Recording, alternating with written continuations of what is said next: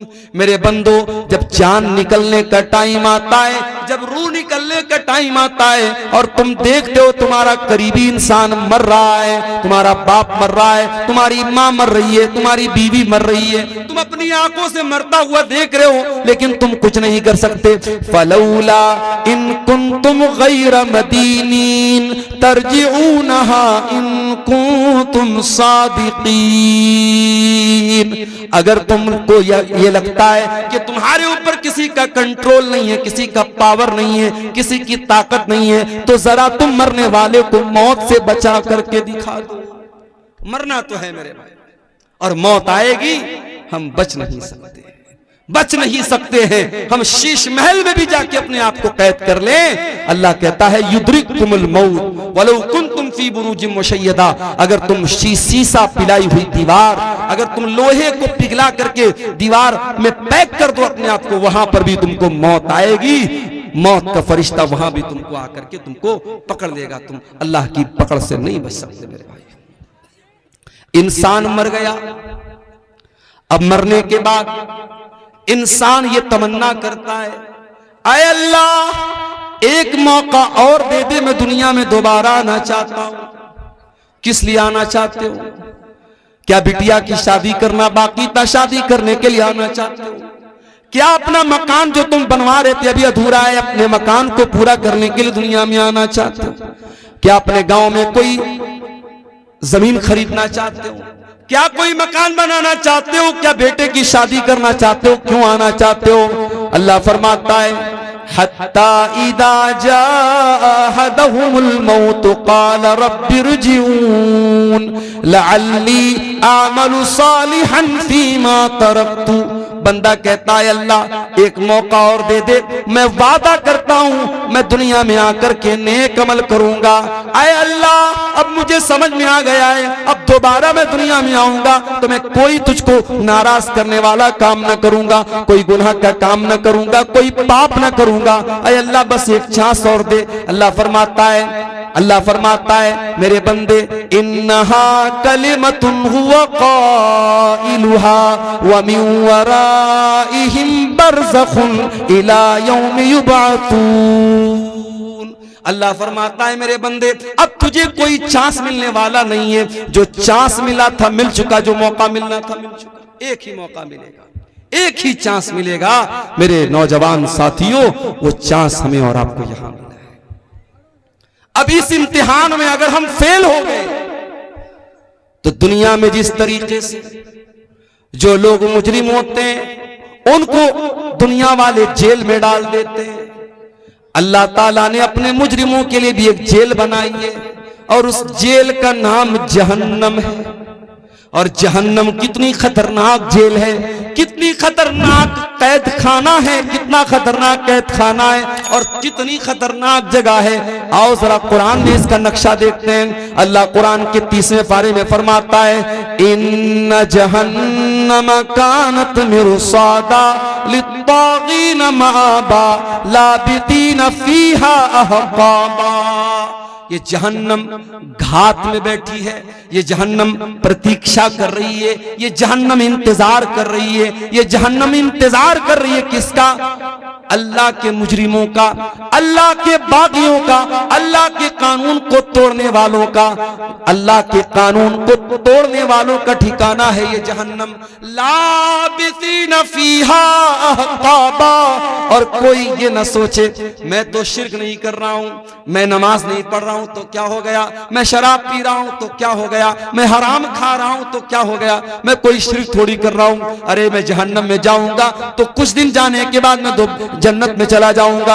अगर इस गलत फहमी में हो मेरे प्यारे साथियों तो याद रखो जहन्नम के अजाब की जो सजा है वो एक पल भी बर्दाश्त करने के काबिल न होगी। और अल्लाह तो कह रहा है लाबिसीन फीहा अहकाबा।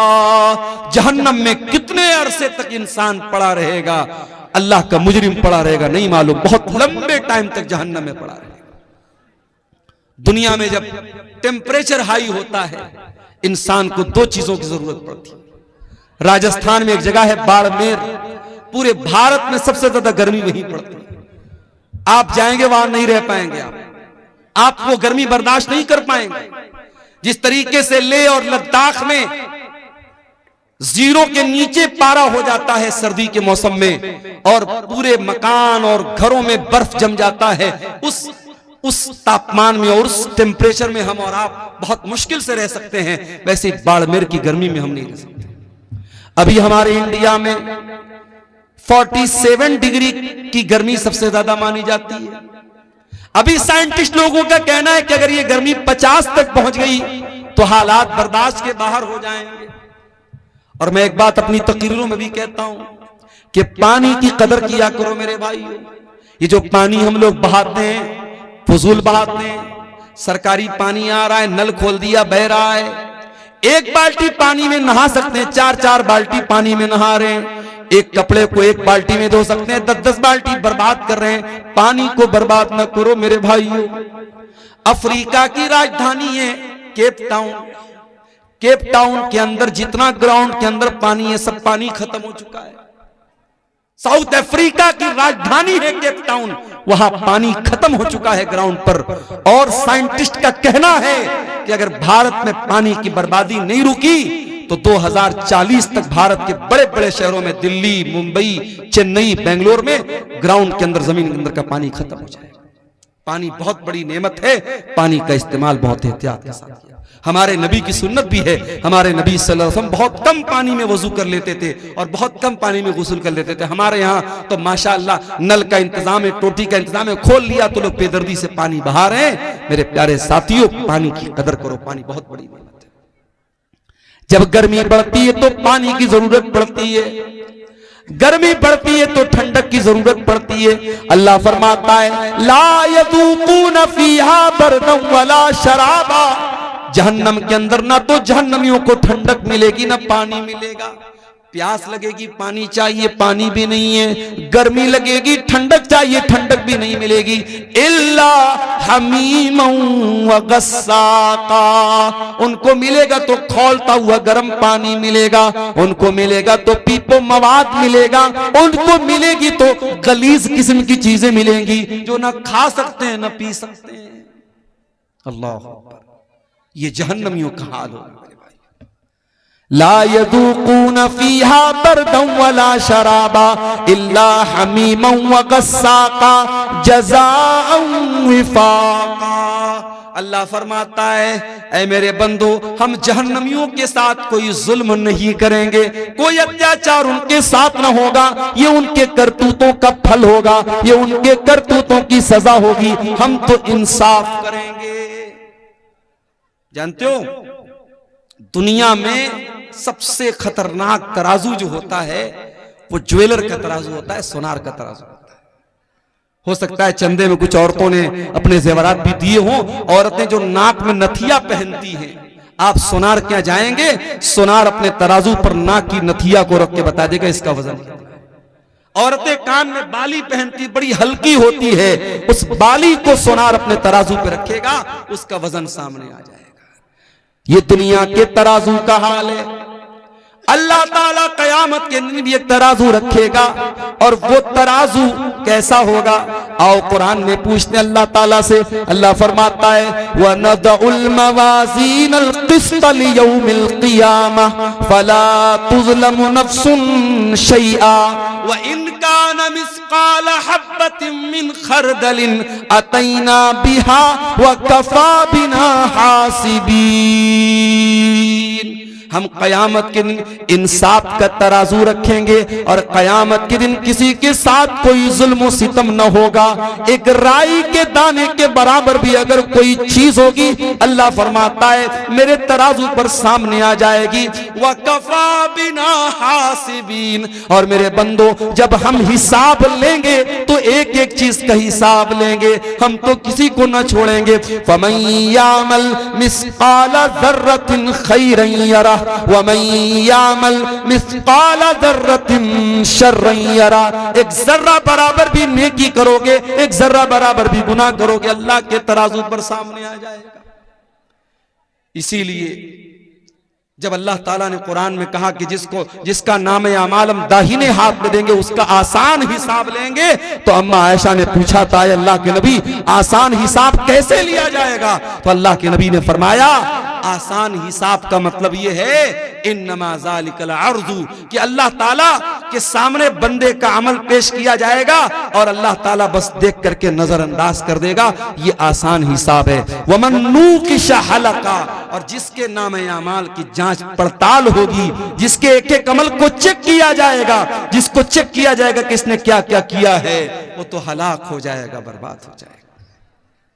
मेरे प्यारे साथियों गौर करो, मेरे प्यारे साथियों, इतनी खतरनाक जेल है अल्लाह ताला की जहन्नम। उस जहन्नम से अपने आप को बचाने के लिए हम क्या इंतजाम कर रहे हैं? दुनिया में कहीं आग लग जाए, फायर ब्रिगेड वालों को जल्दी से बुलाया जाता है, फिर भी आग लग जाए तो बहुत मुश्किल हो जाता है लोगों को बचाना। अभी हमारे घर पे शादी थी, छोटे भाई की, हमारे शादी में औरतों का जहां खाना चल रहा था चाट का, वहां पे वो स्टॉल लगा हुआ था, चाट वाले के स्टॉल में गैस का चूल्हा लगा था। अचानक उसके गैस के चूल्हे से आग निकलने लगी। अब जाहिर है वहां जितना पिंडाल लगा है, कपड़े का पिंडाल है, अगर आग भड़कती पूरे पिंडाल में लगती और कितना नुकसान हो सकता था अंदाजा नहीं हो सकता। अल्लाह का करम हुआ, फौरन वो आग बुझाई गई, नुकसान नहीं हुआ, कोई नुकसान नहीं हुआ। एक हल्की सी आग लगती है और बहुत तेजी के साथ फैल जाती है। जहन्नम की आग दुनिया की आग से 70 गुना ज्यादा खतरनाक होगी। अल्लाह के नबी फरमाते हैं इन्नहा फुसिलत अला नारिकुम, दुनिया की आग जहन्नम की आग दुनिया की आग से 70 गुना ज्यादा खतरनाक होगी। दुनिया की आग तो पेट्रोल और डीजल से जलती है, जहन्नम की आग फरमाया या अय्युहल्लज़ीना आमनू कू अनफुसकुम व अहलीकुम नारा, ऐ ईमान वालो अपने आप को और अपने घर वालों को जहन्नम की आग से बचाओ, जिसका ईंधन इंसान और पत्थर होंगे। इंसानों से जलेगी वो आग, पत्थरों से जलेगी वो आग। वो जहन्नम कितनी गहरी होगी, उसकी गहराई का अंदाजा हम नहीं लगा सकते। सही मुस्लिम की रिवायत, अल्लाह के नबी फरमाते हैं बहुत तेज धमाके की आवाज सुनी। आपने सहाबा से पूछा ऐ मेरे सहाबा क्या तुम जानते हो कि यह आवाज कैसी थी? सहाबा ने कहा अल्लाह और उसके रसूल ज्यादा बेहतर जानते हैं। आपने फरमाया हाजा हजरुन रुमिया बिही फिन्नार मुंज़ु सबईन खरीफा, ऐ मेरे सहाबा 70 साल पहले जहन्नम के अंदर एक पत्थर गिराया गया था, आज जाकर के वो जहन्नम की गहराई तक पहुंचा है, आज जाकर के वो जहन्नम की तह तक पहुंचा है। यानी एक पत्थर को जहन्नम के अंदर गिराया जाए तो 70 साल के बाद वो पत्थर जहन्नम की गहराई तक पहुंचता। इतना खतरनाक है जहन्नम की गहराई। मेरे प्यारे साथियों, उस जहन्नम की आग से हम अपने आप को बचाने के लिए क्या इंतजाम कर रहे हैं?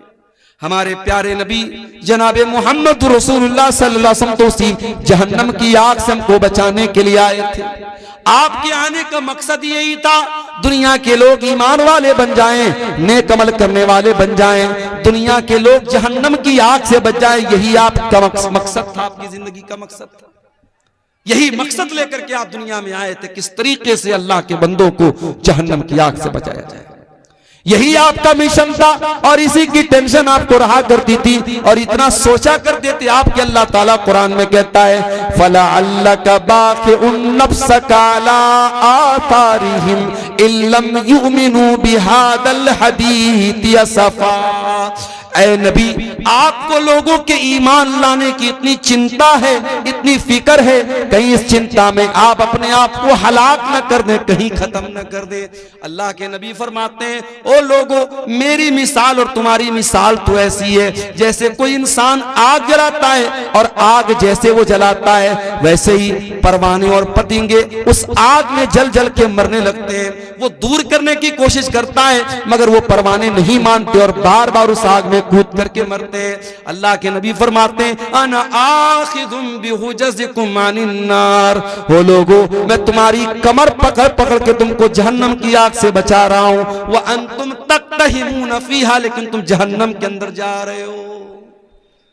अच्छा एक बात बताओ, क्या कोई बाप कभी चाहेगा कि अपने बेटे को आग में डाल दे? कभी नहीं चाहेगा। आग में डालना तो बड़ी दूर की बात है, बच्चे को जरा सी आग की चिंगारी भी पहुंचे, बाप अगर वाकई में बाप है, उसके सीने में बाप का दिल है, अपने बेटे को हल्की सी चिंगारी में भी मुब्तला नहीं देख सकता। हमारे प्यारे नबी इस उम्मत के रूहानी बाप थे। हमारे नबी के दिल में एक बाप अपने बच्चों का जितना खैरखा होता है, जितना भलाई चाहने वाला होता है, उससे कहीं ज्यादा भलाई चाहने वाले हमारे नबी थे। इसीलिए हमारे नबी ने एक एक चीज बता दी, कौन सा काम करोगे तो जहन्नम में जाओगे और कौन सा काम करोगे तो जहन्नम से बचोगे। आपने फरमाया इत्तकुन्नार वलौ बिशिक्की तमरा, ऐ लोगो जहन्नम की आग से अपने आप को बचा लो, वलौ बिशिक्की तमरा, अगर एक खजूर का टुकड़ा तुम दे करके अल्लाह की राह में सदका करके अगर बचा सकते हो, अगर अल्लाह की राह में एक खजूर का टुकड़ा तुम दान दे करके, चंदा दे करके, सदका दे करके अगर अपने आप को जहन्नम की आग से बचा सकते हो तो बचा लो। अल्लाह के नबी ने बहुत सारे ऐसे अमाल बताए। आपने फरमाया मन सल्लल बरदैनी दखलल जन्ना, जो फजर की नमाज और असर की नमाज, जो दो ठंडी नमाजें, जो इन दोनों नमाजों को पाबंदी से पढ़ेगा वो जन्नत में जाएगा। बहुत सारे अमाल आपने ऐसे बताए हैं जो हमको जहन्नम से बचाने वाले और जन्नत में लेकर के जाने वाले।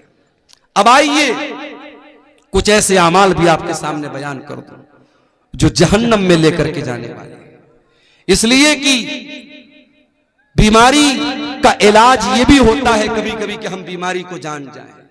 कहते ना जानकारी ही बचाव है। जब हमें यह मालूम हो जाए कि ये चीज हमको जहन्नम में लेकर के जाने वाली है, हम उससे अपने आप को बचाएंगे, इंशाअल्लाह हम जहन्नम से जाने से इंशाअल्लाह बच जाएंगे। आइए जरा कुरान उठाते हैं मेरे प्यारे साथियों, वो कौन सी चीजें जो जहन्नम में लेकर के जाने वाली हैं। सबसे पहली चीज और सबसे खतरनाक चीज जो जहन्नम में लेकर के जाने वाली है, कुरान कहता है इन्नल्लाह ला यगफिरु अन युशरक बिही व यगफिरु मा दून ज़ालिका लिमन यशा। अल्लाह ताला शिर्क को माफ नहीं करेगा। अल्लाह के साथ किसी और को शरीक किया जाए, किसी और की इबादत की जाए, इसको अल्लाह ताला बर्दाश्त नहीं करेगा। अल्लाह क्या इस गुनाह की माफी नहीं।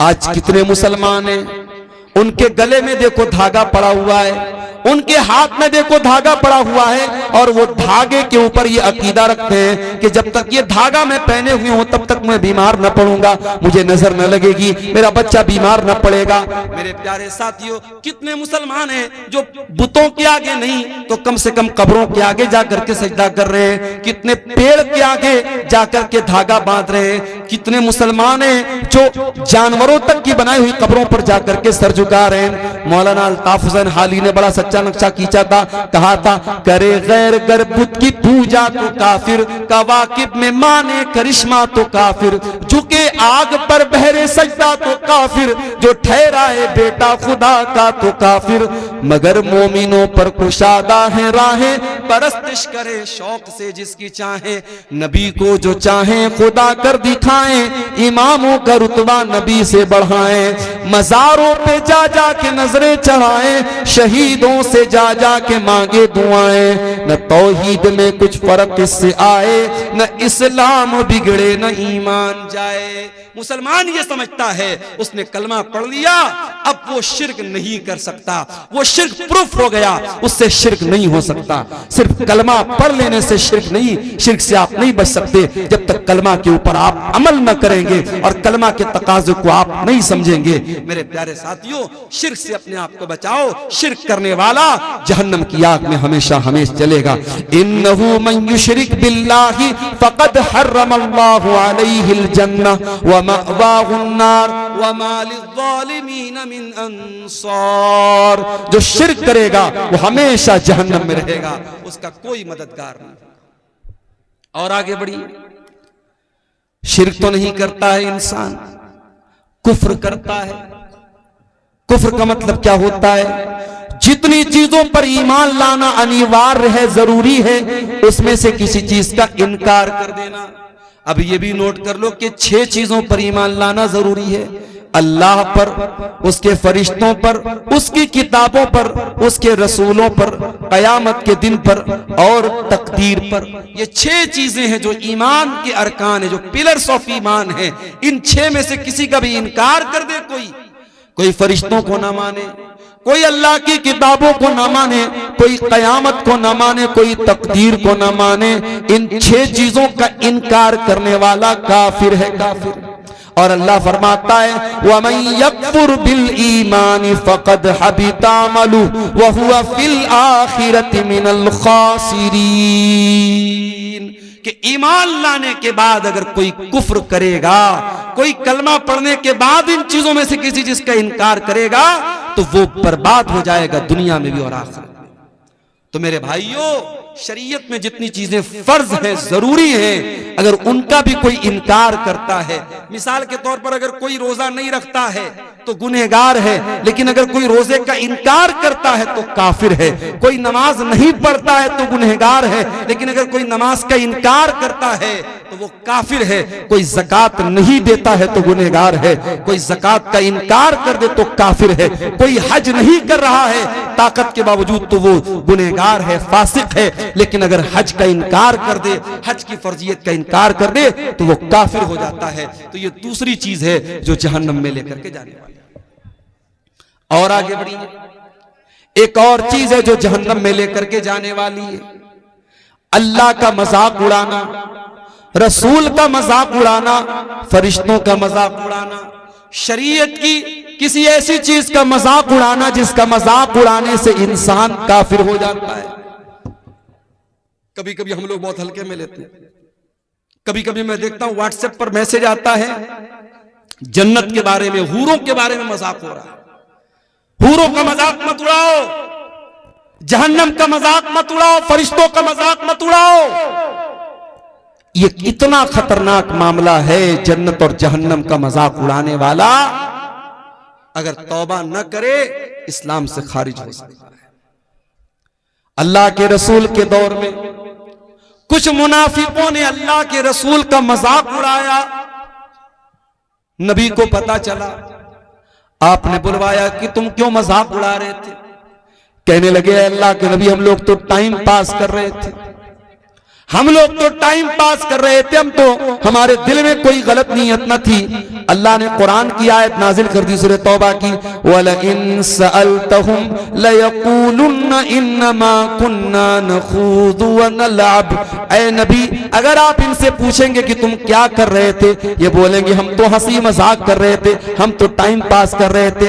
कुल बिल्लाहि व आयातिही व रसूलिही कुंतुम तस्तहज़िऊन। ऐ नबी, इनसे पूछो क्या तुम अल्लाह का मजाक उड़ा रहे हो, क्या तुम अल्लाह की आयतों का मजाक उड़ा रहे हो, क्या तुम अल्लाह के रसूल का मजाक उड़ा रहे हो। ला तातज़िरू क़द कफ़रतुम बाद ईमानिकुम। अब तुम कोई बहाना पेश न करना, तुम जब अल्लाह का तुमने मजाक उड़ाया, तुमने रसूल का मजाक उड़ाया, तुमने अल्लाह की आयतों का मजाक उड़ाया तो तुम काफिर हो गए। आजकल 72 हूरों पर फिल्में आ रही है बॉलीवुड की। खबरदार, ये फिल्में आपके अकीदे को कमजोर करने के लिए बनी हैं। और इस्लाम की, अकबर इलाहाबादी ने कहा था, इस्लाम की फितरत में कुदरत ने लचक दी है, उतना ही ये उभरेगा जितना के दबाव।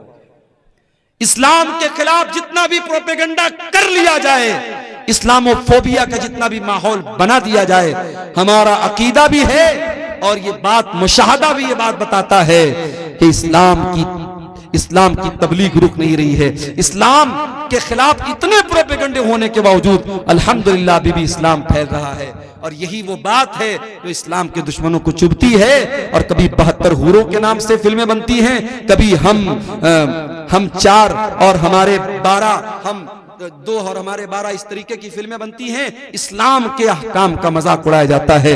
और अफसोस की बात यह कि बहुत सारे मुसलमान भी इस तरीके की फिल्मों को देखते हैं और प्रमोट करते हैं। मेरे प्यारे साथियों, याद रखिए, अल्लाह का, उसके रसूल का, उसकी आयतों का मजाक उड़ाना, अल्लाह की शरीयत का मजाक उड़ाना, ये इतना खतरनाक गुनाह है जो इस्लाम को इंसान से खारिज कर सकता है। हमारी बहुत सारी बहनें नकाब नहीं पहनती, ये उतने बड़े अफसोस की बात नहीं है कि वो नकाब नहीं पहनती। अफसोस की बात यह है कि वो नकाब के ऊपर कमेंट करती हैं और कहती हैं, अरे मौलाना साहब, ये नकाब आप लोगों ने अपने मन से इसको निकाला है, इस्लाम में इसकी कोई हैसियत नहीं। यहां तक औरतें कहती हैं, जो पर्दा से दूर भागती हैं, जो बेहया औरतें होती हैं, वो कहती हैं, अरे पर्दा वर्दा क्या होता है, इंसान का दिल पाक होना चाहिए, इंसान की नजर पाक होनी चाहिए। मेरे प्यारे साथियों, एक लड़की घर से नकाब पहन करके नहीं निकलती है, वो बहुत बड़ा गुनाह करती है। मगर एक लड़की नकाब नहीं पहनती है और साथ में वो नकाब का मजाक उड़ाती है और नकाब को इस्लाम के अहकाम में से, पर्दे को इस्लाम के अहकाम में से निकालने की कोशिश करती है। ऐसी औरतों को जाकर के कुरान की ये आयत पढ़ के सुना दो, या अय्युहन नबिय्यु कुल लिअज़वाजिका व बनातिका व निसाइल मुमिनीना युदनीना अलैहिन्ना मिन जलाबीबिहिन्ना ज़ालिका अदना अन युअरफ़ना फला युज़ैन। ऐ नबी, अपनी बीवियों से कह दीजिए, अपनी बेटियों से कह दीजिए और तमाम मुसलमान औरतों से कह दीजिए कि जब वो अपने घर से निकला करें तो अपने ऊपर जिल्बाब डाल लें, अपने ऊपर नकाब डाल लें, अपने ऊपर ऐसी चादर डाल लें जिससे उनका शरीर ढक जाए, जिससे उनका बदन ढक जाए। अल्लाह फरमाता है ये पर्दा उनकी पहचान बन जाएगा, ये पर्दा बता देगा कि ये नकाब पहनने वाली औरतें, ये पर्दा करने वाली औरतें, और कोई उनको छेड़ने की हिम्मत न कर सकेगा। मेरे प्यारे साथियों, जो लोग ये बोलते हैं कि दिल साफ होना चाहिए, पर्दा करने की कोई जरूरत नहीं है, मैं उनसे पूछता हूं, इस दुनिया में क्या सहाबे किराम से भी ज्यादा कोई साफ सुथरे दिल वाला आया था? नबियों के बाद, अल्लाह के पैगंबरों के बाद अगर सबसे ज्यादा पाक और साफ दिल वाला कोई आया था तो नबी के सहाबा आए थे। और इस दुनिया में सबसे नेक औरतें अगर थी तो नबी की बीवियां थी। लेकिन कुरान कहता है नबी की बीवियों के बारे में भी कि उनको भी पर्दा करना है। और अल्लाह ताला अपने नबी के सहाबा से कहता है कि जब तुम अपने नबी के घर में जाओ और तुम्हें कोई सामान मांगना है नबी की बीवियों से, फस्अलूहुन्ना मिन वराइ हिजाब, तो पर्दे की आड़ से मांगो, डायरेक्ट मत जाओ। ज़ालिकुम अतहरु लिकुलूबिकुम व कुलूबिहिन्ना, इसी में तुम्हारे दिल की भी पाकी है, इसी में उनके दिल की भी पाकी है। मेरे प्यारे साथियों, कुरान 1400 साल पहले बता रहा है कि पर्दा करने के बाद दिल पाक होता है, पर्दा के बगैर दिल पाक नहीं। एक बात और बोल दूं, लड़की जवान हो गई, अब चाहे टीचर सामने हो, चाहे चाचा हो, चाहे कोई भी, चाचा का नाम तो मैंने ऐसे ले लिया, टीचर हो, कोई भी ऐसा रिश्तेदार हो जो गैर महरम, अगर गैर महरम है तो जवान लड़की को उससे पर्दा करना है। वहां यह नहीं चलेगा कि साहब मेरे गांव के हैं। मैंने एक मरतबा तकरीर में बोल दिया था, बड़ा उस पर बवाल भी हुआ, एक लड़की के बारे में जो बहुत मशहूर हुई थी पूरे इंडिया में। वो नकाब में एक स्कूल कॉलेज में जा रही थी और उसके ऊपर जब फिरका परस्तों ने हमला करने की कोशिश की, उसने नारे तकबीर लगाया था, पूरी दुनिया में उस लड़की का बड़ा नाम वायरल हुआ था।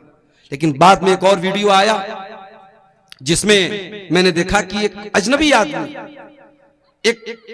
कोई भी अजनबी आदमी उसके घर जाता है उसको शाबाशी देने के लिए और उस जवान लड़की के कंधे पर हाथ रखता है। तो जाहिर है कि हम उस लड़की के जज्बे की अपनी जगह कदर करते हैं, मगर जो चीज गलत है वो गलत रहेगी। शरीयत ये कहती है कि अगर कोई मर्द बहुत नेक है और कोई औरत बहुत नेक है, लेकिन अगर दोनों गैर महरम हैं तो दोनों को प्राइवेसी अगर मिलेगी, दोनों तन्हाई में मिलेंगे, अकेले में मिलेंगे, तो तीसरा शैतान।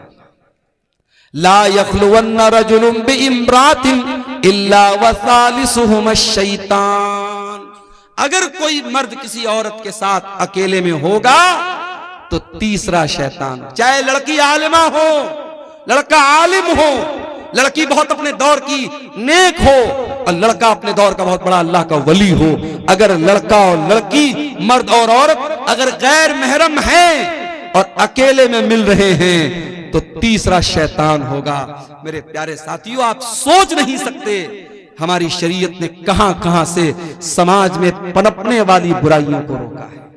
ये जो आज हम रोना रोते हैं ना, समाज बड़ा दूषित हो रहा है, बड़ा गंदा हो रहा है, ये बेहयाई बड़ी फैल रही है, ये गंदगी बड़ी फैल रही है। क्यों फैल रही है, कभी इस पर आपने गौर किया? आज इतने बड़े बड़े जलसे और प्रोग्राम होने के बावजूद हमारे इलाकों की शादियों में आज भी वो तमाम बुराइयां हो रही हैं जिससे उलमा मना करते हैं। तमाम बेपर्दगी हो रही है शादी ब्याह में जो इस्लाम के अंदर हराम है।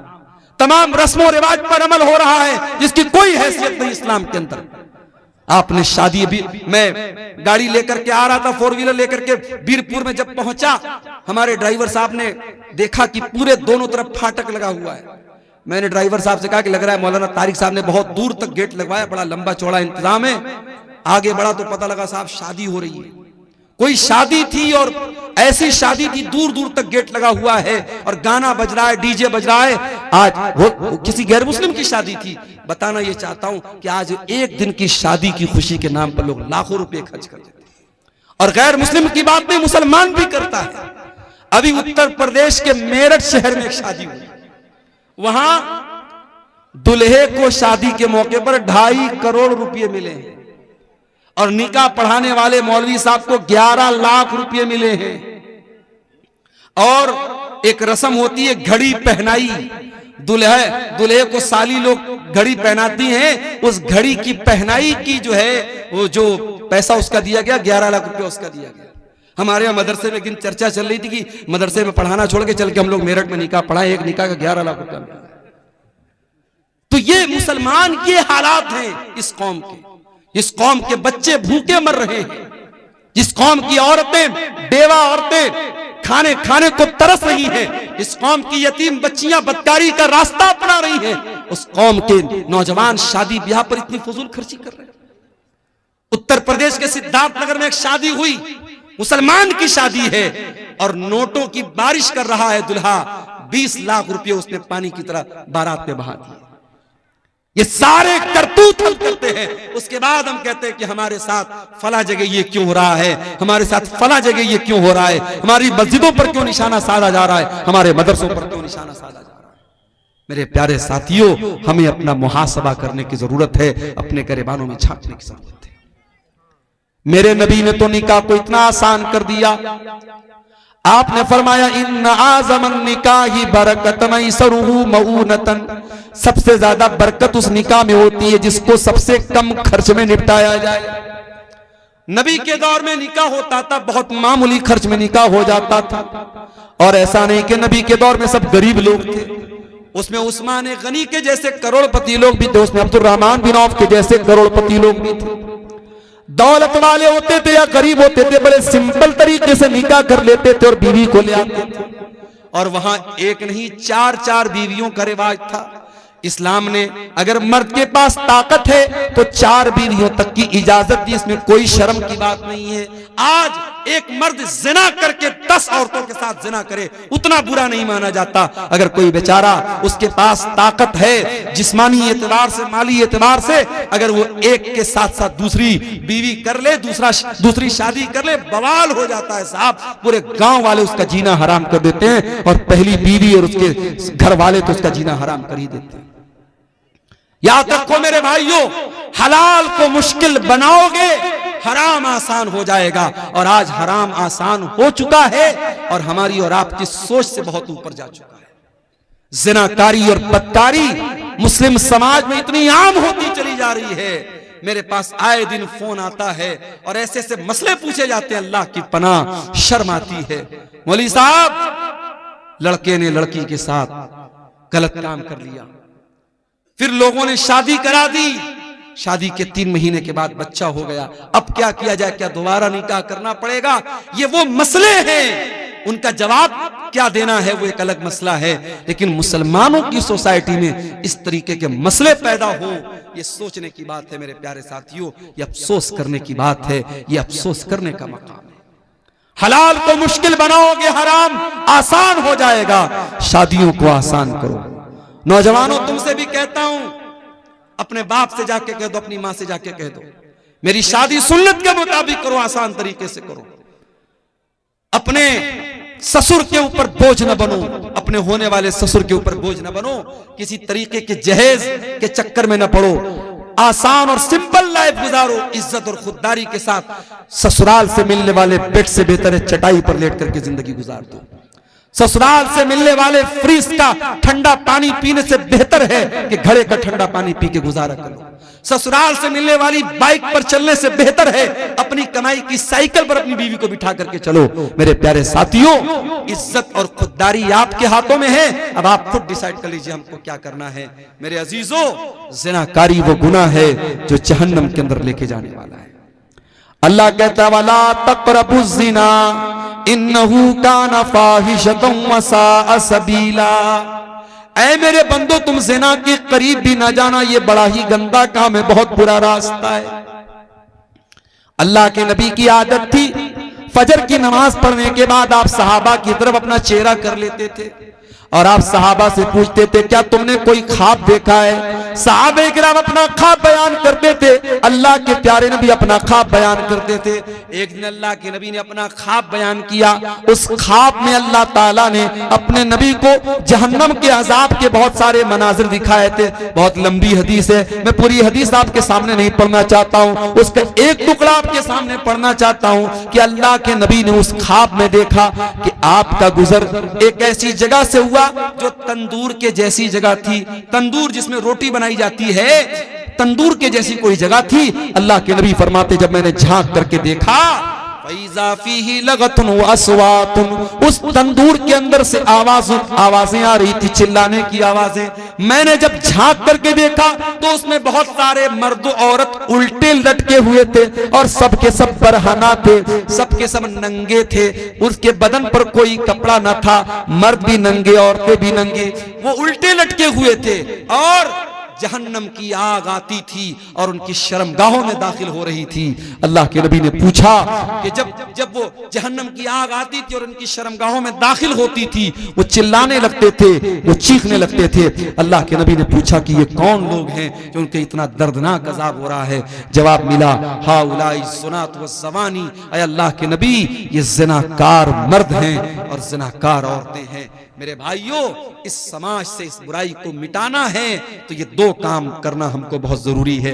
पहला काम, अपने घर में हमें माहौल पर्दा वाला और शर्म हया वाला बनाना पड़ेगा। अपने घर में महरम गैर महरम का फर्क करना पड़ेगा। आपकी लड़की जवान हो गई, अब कोई भी आता है गांव का और अगर आपकी बेटी बेपर्दा उसके सामने आ जा रही है तो इस पर आपको पाबंदी लगाना पड़ेगा। मैं जानता हूं जिस माहौल में ये चीजें आम हो जाती हैं वहां बचना बहुत मुश्किल हो जाता है, मगर मैं ये भी जानता हूं कि साउथ अफ्रीका का क्रिकेटर हाशिम अमला अगर उस मुल्क में जहां हर तरफ नंगी औरतें घूमती हों, अगर उस मुल्क में उसकी बीवी सर से पैर तक नकाब में चल सकती है तो आपके इलाके में अगर ये पर्दे का माहौल न हो, लेकिन अगर आप चाहेंगे, अगर बाप चाहेगा, अगर माँ चाहेगी तो उसकी बेटी इस माहौल पर भी इंशाअल्लाह अमल करेगी। मेरे पास ऐसे भी केस आते हैं मेरे भाई, ऐसी बच्चियों के फोन आते हैं जो कहती हैं कि हम ऐसे घरों में शादी करना चाहते हैं जहां हमें इस्लामी पर्दे पर अमल करने दिया जाए, जहां देवर और जेठ से पर्दे का माहौल हो, जहां बेपर्दगी ना हो, बेहयाई ना हो, हम ऐसे घर में शादी करना चाहते हैं। आज के इस दौर में ऐसी भी मुसलमान लड़कियां हैं। ये पहला काम आपको करना पड़ेगा, अपने घर के माहौल को इस्लामी माहौल बनाना पड़ेगा। और दूसरा काम क्या करना पड़ेगा, निकाह को आसान करना पड़ेगा। जब तक आप ये काम नहीं करेंगे मेरे प्यारे साथियों, ज़िनाकारी और बदकारी को नहीं रोक सकते। जहन्नम में लेकर के जाने वाला एक और अमल है सूद खाना, ब्याज खाना। अल्लाह के नबी ने लानत की है बाकायदा, लानल्लाहु आकिल रिबा व मुकिलहु व कातिबहु व शाहिदैहि। सूद खाने वाला, सूद खिलाने वाला, सूद की गवाही देने वाला, सूद को लिखने वाला, सब पर अल्लाह की लानत हो। और कुरान कहता है फ़इल्लम तफ़अलू फ़अज़नू बिहर्बिन मिनल्लाहि व रसूलिही। अगर सूद खाने वाला, अगर सूद खाने से बाज नहीं आता है, अगर ब्याज खाने वाला अगर ब्याज खाने से बाज नहीं आता है तो कुरान कहता है अल्लाह से और उसके रसूल से जंग करने के लिए तैयार हो जाओ। आज कौन ब्याज नहीं खा रहा है? किसका सेविंग अकाउंट नहीं है? सबका सेविंग अकाउंट है। और सबके अकाउंट में, किसी के अकाउंट में 10 रुपया, किसी के अकाउंट में 100 रुपया, किसी के अकाउंट में 1 लाख रुपया, जिसकी जितनी कैपिटल है उस हिसाब से ब्याज आ रहा है। और ये तो वो ब्याज है जो सेविंग अकाउंट में मिलती है। कितने मुसलमान तो बाकायदा FD कराते हैं, बैंक में 1 लाख रुपया जमा कर दिया, 1 लाख पर 1,06,000 रुपया हर साल ब्याज बैंक दे रहा है। कितने बड़े बड़े पैसे वाले मुसलमान इसी ब्याज के जरिए पैसा कमा रहे हैं। माफ करना मेरे भाई, इतना बड़ा गुनाह है ये ब्याज। अल्लाह के नबी ने फरमाया कि अपनी सगी मां के साथ जिना करने से भी बड़ा गुनाह है। आपने फरमाया कि जिना के 70 सूद के 70 से ज्यादा दर्जे हैं, उसमें सबसे हल्का दर्जा यह है अय्यन की हर रजुल उम्महू, के अपनी मां के साथ इंसान जिना करे। मेरे प्यारे साथियों, सूद और ब्याज से अपने आप को बचाओ। अपने भाइयों से कहना चाहता हूं, ऐसी कंपनियों में पैसा न लगाओ, ऐसे बिजनेस में पैसा न लगाओ जो फ्रॉड है, जो जुआ है, जो सूद है। बहुत सारी कंपनियां आजकल चली हैं, कोई क्रिप्टो करेंसी के नाम से, कोई फला मेटा ओजोन के नाम से, कोई फला कंपनी के नाम से, कोई ड्रीम 11 के नाम से। ये नौजवानों आपके पैसे को बर्बाद करने के लिए और आपको जुए और सूद की लानत में गिरफ्तार करने के लिए सारी कंपनियां आई। हलाल तरीके से पैसा कमाओ, बहुत सारे पैसा कमाने के तरीके। तो ये सूद और ब्याज भी मेरे भाइयों जहन्नम में लेकर के जाने वाला अमल है। अब 2-4 बातें और बयान करूंगा और जाते जाते एक अपील करके जाऊंगा। आप जानते हैं हमारे शेख तारिक साहब का ये इदारा चल रहा है और अल्हम्दुलिल्लाह 600-650 यहाँ बच्चे तालीम हासिल कर रहे हैं। इस इदारे के लिए ये जलसा हुआ है, आप इसका ताउन करते हुए यहाँ से जाएंगे। आखिरी 2-4 बातें और सुन लीजिए, फिर हम बात खत्म करेंगे। रात के तकरीबन 2 बज रहे हैं। आप जहन्नम में लेकर के जाने वाले अमल की बात कर रहा हूं मेरे अजीजों। जहन्नम में लेकर के जाने वाला एक और अमल है और वो अमल है जुल्म करना। अगर जुल्म करोगे, अत्याचार करोगे, तो ये अमल भी जहन्नम में लेकर के जाने वाला है। अल्लाह के नबी फरमाते हैं, सही मुस्लिम की रिवायत है, सिनफान मिन अहलिन नारी लम अरहुमा, मेरी उम्मत के अंदर 2 किस्म के लोग ऐसे हैं जो जहन्नम में जाएंगे, लेकिन मैंने उनको अभी नहीं देखा है। नंबर 1, कौमुन माहुम सियातुन काज़नाबिल बकर यद्रिबून बिहन्नास, ऐसे लोग आएंगे जिनके हाथ में गाय की दुम की तरह कोड़े होंगे, जिनसे वो लोगों को मारेंगे। उलमा ने लिखा है कि गाय की दुम की तरह कोड़े से मुराद पावर है, ताकत है, इख्तिदार है, कुव्वत है। आज अगर किसी के पास कोई ताकत है और अपनी ताकत के जरिए वो दूसरों पर जुल्म कर रहा है, बेकसूरों को मार रहा है, 1,41,000 जी माशाअल्लाह, ये 1,41,000 रुपये नेपाली हैं। किसी अल्लाह के बंदे ने इस इदारे में ताउन के तौर पे दिया है। अल्लाह ताला इस भाई के ताउन को कबूल फरमाए, इसके माल में अल्लाह ताला बरकत अता फरमाए। मेरे भाइयों, अल्लाह के नबी फरमा रहे हैं, जिनके हाथ में पावर है और पावर का गलत इस्तेमाल करेंगे वो लोग जहन्नम में जाएंगे। आप देख रहे हैं अभी मुल्क के हालात क्या हैं, और हमारे जिस स्टेट से मैं आता हूं उस स्टेट के हालात भी आप देख रहे हैं। किस तरीके से बेकसूर को कसूरवार और कसूरवार को बेकसूर बनाया जाता हम जानते हैं। लेकिन हां, 2-4 उम्मीदों के दिए अब भी हैं रोशन, माजी की हवेली अभी वीरान नहीं है। अगर शर्जील इमाम नाम का वो लड़का जिसको बेकसूर जेल की काल कोठरी में डाला गया, तो आज अल्लाह का फजल और करम है, उस लड़के की बहन ने अपनी तालीम के बल पर जो जज बन गई, अदालत की गालिबन हाई कोर्ट की वो जज बनी है, उसने दुनिया को दिखा दिया कि तुम जुल्म करके हमारे टैलेंट को नहीं रोक सकते हो, हमारी सलाहियत को नहीं रोक सकते हो। मेरे प्यारे साथियों, जालिम याद रखे, हर जालिम ये बात याद रखे कि अल्लाह ताला ने हर फिरौन के लिए मूसा का इंतजाम करके रखा हुआ है।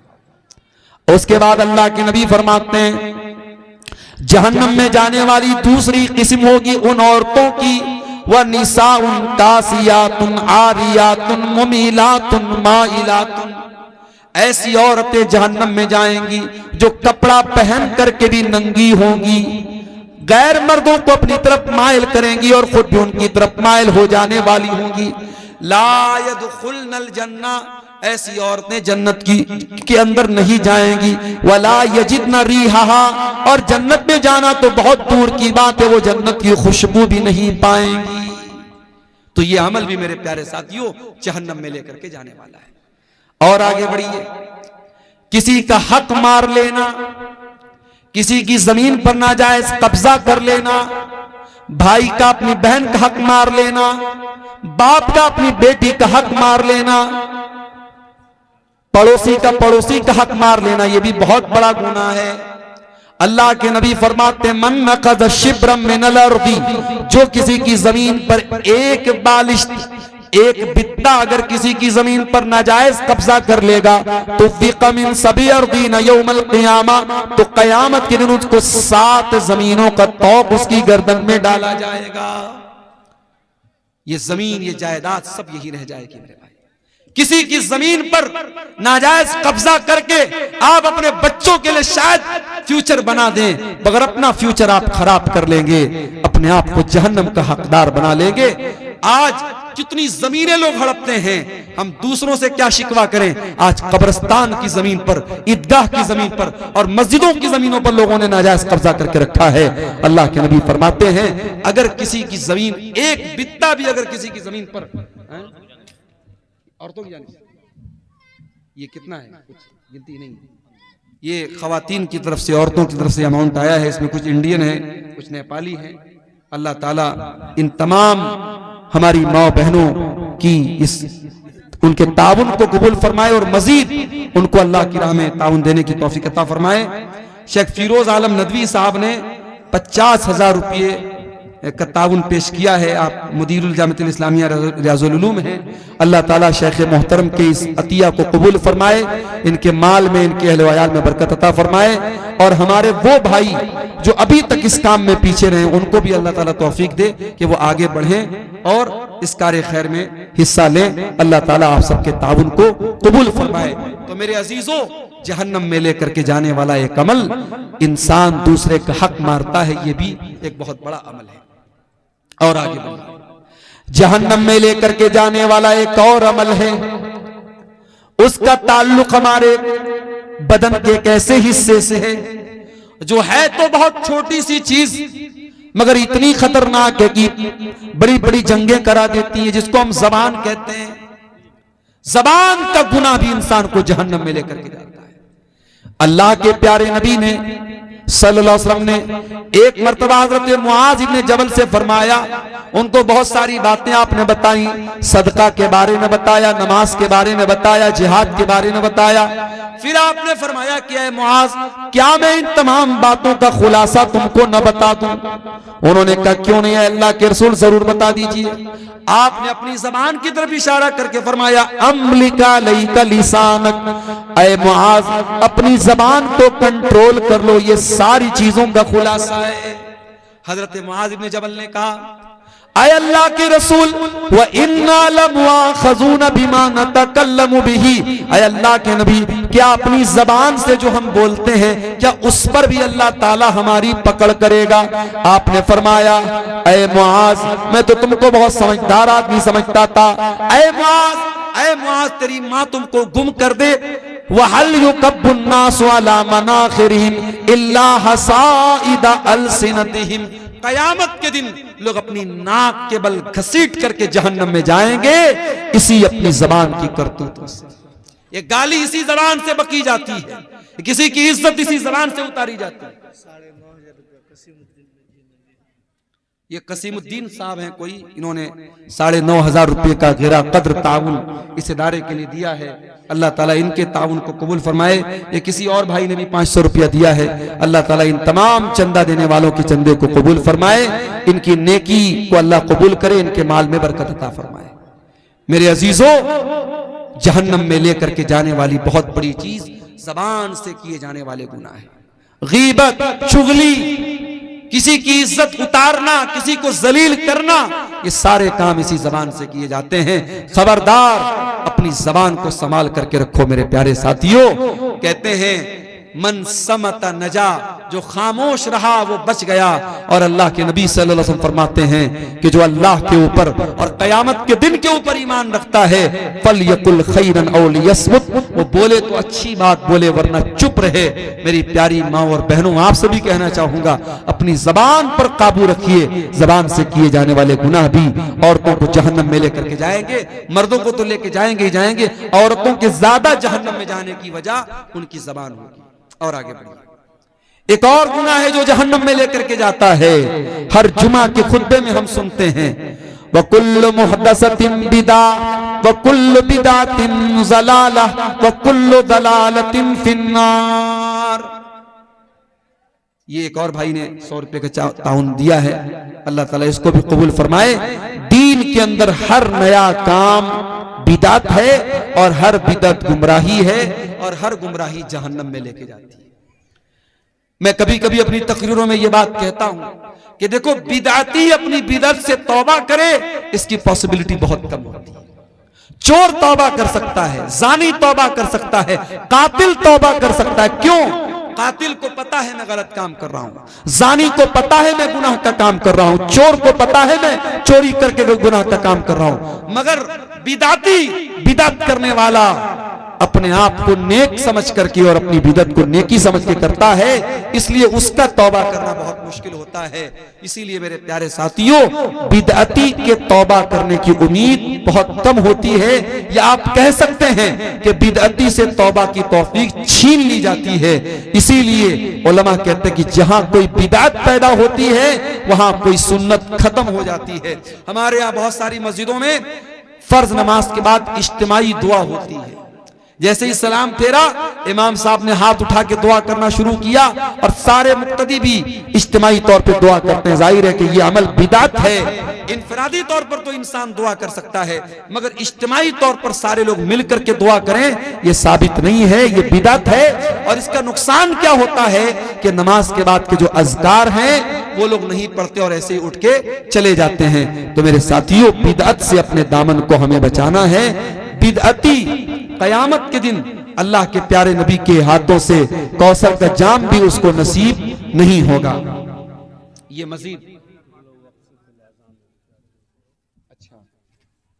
1000 रुपए का ताउन एक भाई ने और पेश किया है, अल्लाह इसको भी कबूल फरमाए। अभी हमारे एक भाई ने पीछे से कहा कि कुछ लोग टाइम के पहले अजान दे देते हैं।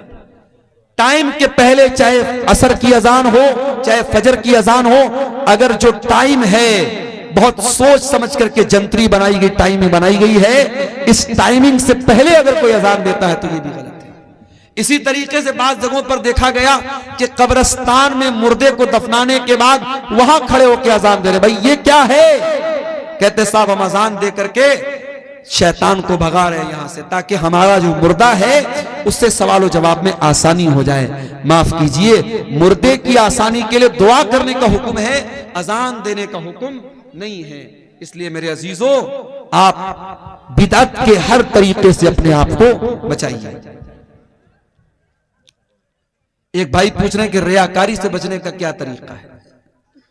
रियाकारी से बचने का एक तरीका तो यह है कि आप जब भी कोई नेकी करें, इस एहसास के साथ और इस फीलिंग के साथ करें कि किसी को पता न चले, चुपके से नेकी करो। वो कहावत है ना, नेकी कर दरिया में डाल।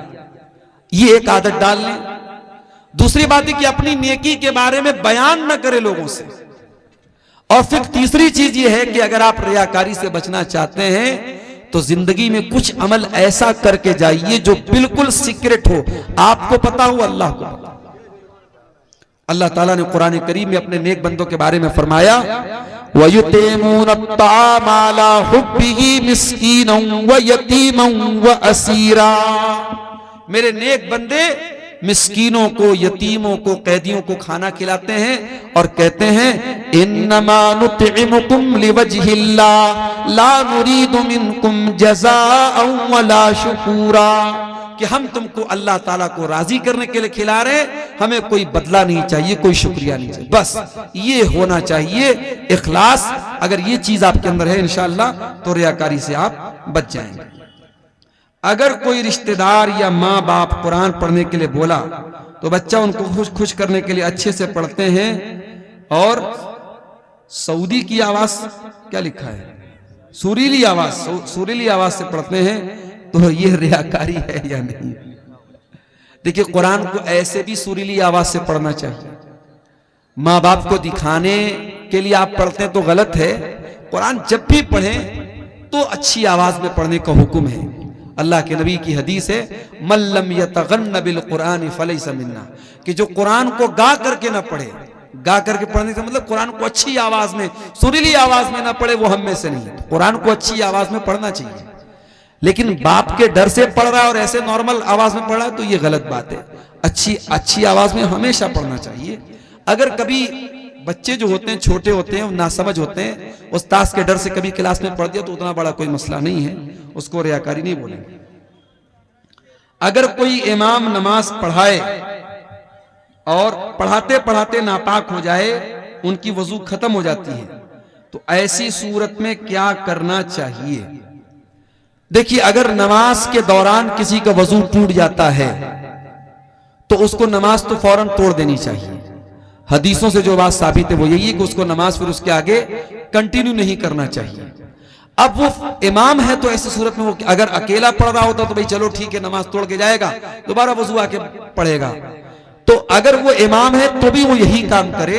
अगर उसका वजू टूट गया है तो वो नमाज के बीच में से निकल जाए और मुक्तदियों को बता दे कि ये मेरे साथ मसला हो गया, मेरा वजू टूट गया, और दोबारा आकर के वो फिर से नमाज पढ़ाए। इसलिए कि अगर नमाज के दौरान वजू टूट गया तो फिर नमाज बातिल हो गई, फिर वो नमाज उसको दोहराना पड़ेगा। हजरत उमर फारूक रज़ियल्लाहु अन्हु की शहादत का जो वाकया है कि उनके ऊपर जब अबू लुलू फिरोज ने हमला किया था तो वो गिर पड़े थे, लेकिन उन्होंने गिरते हुए अब्दुर्रहमान बिन औफ को आगे बढ़ाया और बाकी नमाज उन्होंने पढ़ाई। तो वहां मसला दूसरा था, वहां नमाज बातिल नहीं हो रही थी। यहां आपने जो सवाल पूछा है कि नमाज वजू टूट जाए, वजू टूट रहा है, तो ऐसी सूरत में फिर नमाज को दोहराना पड़ेगा। किसी और को इमाम बनाने से काम नहीं चलेगा। अगर कोई और इमाम बनेगा तो फिर शुरू से नमाज पढ़ाना पड़ेगा। वल्लाहु आलम बिस्सवाब। तो मेरे भाइयों, ये जहन्नम में लेकर के जाने वाले चंद आमाल आपके सामने मैंने बयान किए हैं, और बातें और भी हैं, लेकिन अब मैं देख रहा हूं काफी ताखिर भी हो गई और काफी लोग हमारे यहां से ठंडी की वजह से, चूंकि ठंडी भी बढ़ रही है, मैं आखिर में यही कहूंगा कि जहन्नम जैसी खतरनाक जगह से हमें और आपको अल्लाह ताला से पनाह भी मांगनी चाहिए और हमें दुआ भी करनी चाहिए अल्लाह ताला से कि हमें जहन्नम के अजाब से बचाए, और इसी तरीके से हमें वो अमाल भी करने चाहिए जो हमें जहन्नम में लेकर के जाने से बचा ले। सवाल पूछा गया कि बिदअती के पीछे नमाज होगी या नहीं होगी। देखिए, इसमें थोड़ी सी तफसील है। अगर कोई बिदअती है और आपको मालूम है कि ये ऐसी बिदअत करता है जो इंसान को इस्लाम से खारिज कर देती है, मिसाल के तौर पर कोई इमाम नमाज पढ़ा रहा है और वो कब्र पे सजदा करता है, गैरुल्लाह से मदद मांगता है, तो जाहिर है कि ये बिदअत तो कुफ्र तक लेके जा रही है, शिर्क तक लेके जा रही है। ऐसे इमाम के पीछे आप नमाज नहीं पढ़ेंगे। लेकिन अगर कोई बिदअती है लेकिन उसकी बिदअत ऐसी बिदअत नहीं है जो कुफ्र तक लेके जाती हो, तो वो बिदअती है, गुनहगार है, लेकिन उसके पीछे आप नमाज पढ़ सकते हैं।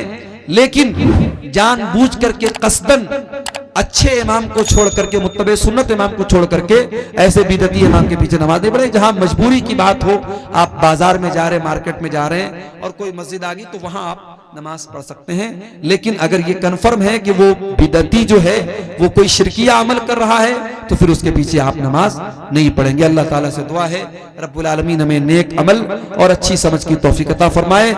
रब्बुल आलमीन इस इदारे को, जिस इदारे की तरफ से आज का प्रोग्राम हुआ है, शेख तारिक साहब का ये इदारा है, अल्लाह इस इदारे को दिन दुनी रात चौगुनी तरक्की अता फरमाए। जिन भाइयों ने ताउन पेश किया है, अल्लाह उनके ताउन को कबूल फरमाए। जो अभी तक पीछे रह गए हैं, अल्लाह उनको आगे बढ़ करके इस कार्य खैर में हिस्सा लेने की तौफीक अता फरमाए। अल्लाह ताला हम सब की इस हाजिरी को कबूल फरमाए। आमीन व आखिर दावाना अनिल हम्दुलिल्लाहि रब्बिल आलमीन। पढ़ तो दिए भाई शुरू में, अरे नहीं बस।